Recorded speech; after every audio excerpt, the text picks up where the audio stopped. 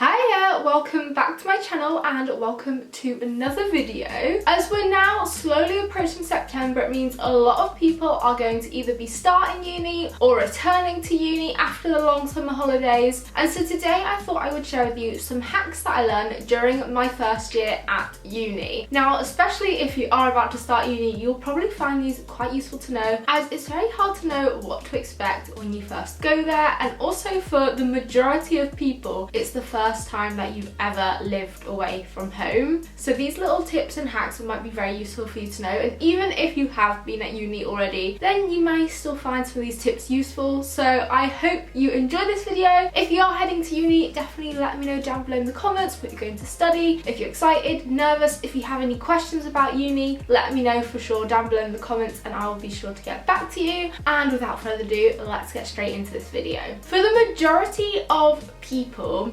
you will often have to be self-catered, or at least be partly catered, which means that you'll probably have to still cook some meals. You may get lucky and be fully catered, but I don't think, well, particularly in the UK, that isn't very common. So for a lot of people, you'll now have to try and start cooking for yourself. If you've never really cooked before, this can definitely be very challenging. And something I would say is, before you even go to uni, start looking up some simple recipes, or ask your parents for what they normally cook, ask them how they make your favourite meals that you love, and just start to learn a few recipes already. And then once you get to uni, you can start by having a few recipes that you already know, get them on rotation each week, and then try out a new recipe each week so that it can really sort of add to your skill set and improve your cooking knowledge further and get you creating more and more different kinds of dishes. But my actual hack for this is, if you are someone, especially if you don't like cooking, or if you just have days when you're a bit more time pressured, then this can definitely make it so much easier. And that is, whenever you do take the time to cook in bulk. It's honestly so easy just to double or triple the portion that you're making, and it requires very minimal effort to do so. So in that way, you've got leftovers either for lunch the next day or for dinners for the next couple of days. Or what you could even do, especially if you make sort of veggie based dishes like a veggie chili or a veggie curry, you can make a massive batch of it and freeze some of it, so then when you do have a day when you're in a rush or you're getting low on food or whatever it may be, you'll suddenly remember that you already made some food and it's there in the freezer for you, and you can get it out and have that instead. And it just makes it so much easier and so much simpler, and that way you're having to spend a lot less time cooking all the time, and you just have so much more time to get on with everything that's happening at uni as well. I have been posting a lot of recipes that I've been making over the past year while I was at uni over on my food Instagram page, which is always linked down below. So if you want any kind of breakfast, lunch, dinner ideas, even snacks and baking ideas that are healthier, better for you, and quite simple, quick recipes, check them out down below in the description. Head to my Instagram page and you can find plenty there. My second tip relating to food and cooking is try out all the different supermarkets. I found myself doing this at first just because it keeps it more interesting. You can find different products in different supermarkets. It makes you more excited to cook and try out different things as well, because if you buy something that you've never used before or a new product that you want to eat and try, you're much more likely to use it. But also, trying out the different supermarkets really helps you establish a good idea of the different price ranges. And if there's sort of particular products that you like, you may find they're cheaper somewhere than in a different supermarket, and it may be a substantial difference sometimes as well. So it's a really good idea just to, at first, shop around a bit. I know in my weekly shops at first, I used to try and alternate between different supermarkets until I found the better option and the best thing that worked for me. So just try and alternate, look around a bit, and decide where's best really to do your bulk shopping. And if there's any more sort of specialised products that you want that can only be found in certain supermarkets as well, or in certain shops, then you'll know where to go for those, and you just really establish a good idea of where your money can best be spent.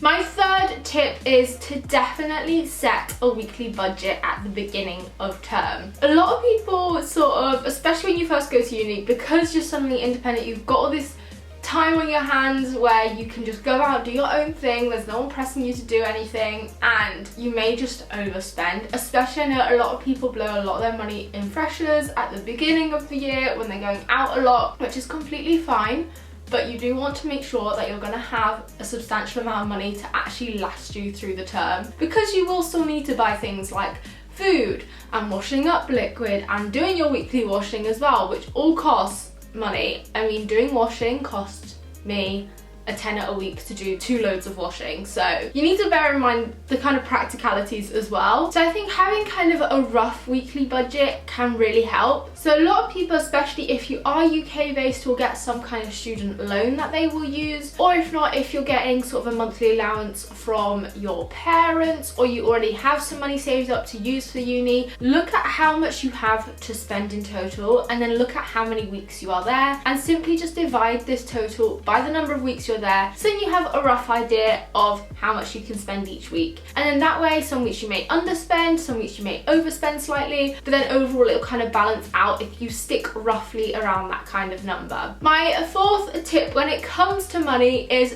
definitely make the most of student discounts. Especially in the UK, it's amazing just how many places have student discounts. In most general sort of clothing shops, as well as a lot of restaurants and cafes and things like the cinema as well, there will be student discounts in some really unexpected places. So it's always just worth checking or asking if places do have a student discount, because any way you can save money as a student is amazing. If you haven't heard of it yet, then there is the Uni Days app, which basically you sign up for it using, I can't remember if I did it at the start of the year, but I think you use your student email, or there's some way of verifying that you're definitely currently a student and where you're studying at, and then you basically just have access to some amazing discounts. And whenever you go into a shop that's on Uni Days, you simply just show them your Uni Days ID and you can get some amazing discounts. In a lot of places it's sort of around 10%, but sometimes it's 20, 30%, or even there'll be like crazy crash sort of sales where you can get 40, 50% off. And also I never sort of realised for a while that in a lot of restaurants, especially the chain restaurants, you can get discounts there as well, which is just amazing, and they can make such a massive difference to your spending bills. So when you do go out and want to enjoy a meal out, you definitely can get it for cheaper. So it's so worth checking, and just always make sure you check, because it's something I regret doing.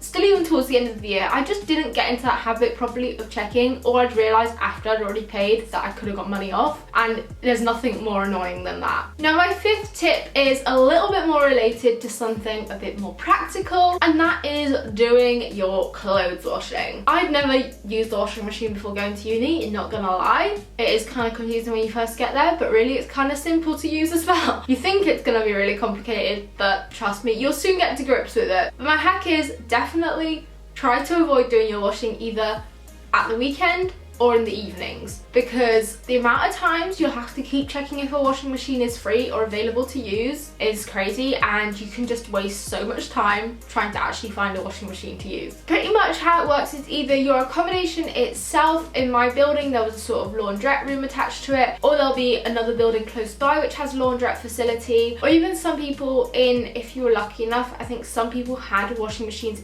if they were in like townhouse style accommodation, which is a lot more convenient then, because you can just use it as you please. But if you are more in sort of the accommodation where you've got a set laundrette, which I think is for the majority of student accommodation, then I highly recommend doing your washing during the week earlier in the day, because it's a lot less busy, it's so much more quiet, and you can guarantee pretty much to get in straight away into a washing machine, and then also straight into a tumble dryer if you want to use that too. And also there's less risk of someone then chucking your clothes out, because at the busy times it's literally like as soon as the washing machine is done, the next person's on it, they remove your clothes from the machine before you even have a chance to get back to it and do it yourself, and it may not be the most pleasant. They may dump it on the floor, occasionally on the table or a chair if you're lucky, but still it might not be the cleanest table or chair after you've just spent money doing your washing, which you probably don't really want. I was lucky this only happened to me once, and ever since then I've managed to avoid it. But as well at weekends, for the majority of time, unless probably right in the morning at the weekend, I imagine it'll be less busy, but a lot of people leave that kind of thing until the weekend. As I know for me, Sundays were definitely my typical like cleaning day or get the task chores done, sort of at home as well.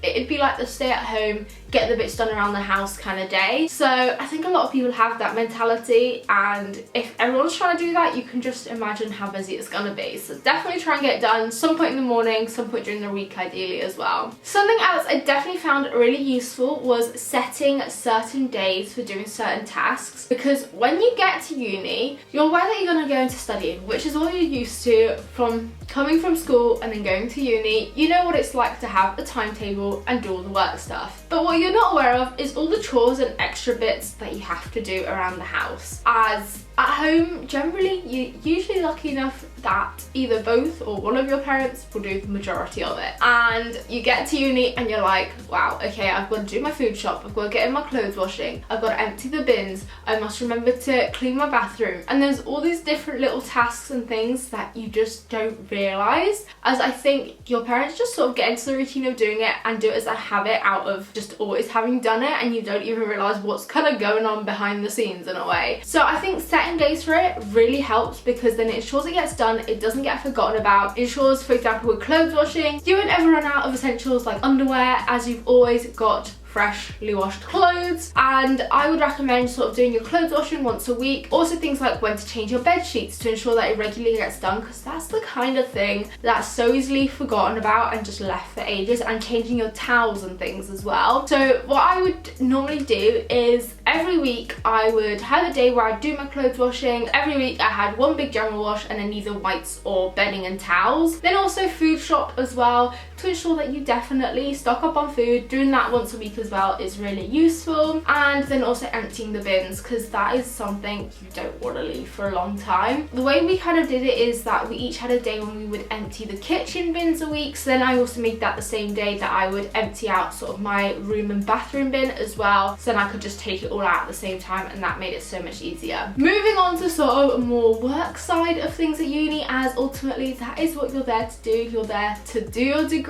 A highly recommended tip that I would offer is don't leave assignments to the last minute. It can seem at first like you've got so much time. You find out about assignments, or you can see when they're due generally on your uni page for months in advance, and you just sort of see them sat there. You think, oh, that's fine, it's due in months away. But trust me, that day will soon come round, and the sooner you start working on it or looking at it, the so much better it is, because that way you can start working on it, come back to it a couple of weeks later, you may have some other ideas you want to add to it, or realise something you wrote before wasn't as good as you thought it was then, because maybe something else you've learned in your lecture since then might have helped with that. Because it's not like school, you're not going to have someone pressing on you saying, have you done that yet? You haven't handed this in yet. If you don't hand it in on time, that's down to you, and you will get penalised for that. And I think you still had 7 days after the deadline to hand it in, but I don't think you could get more than a pass on it. So that was a 40%.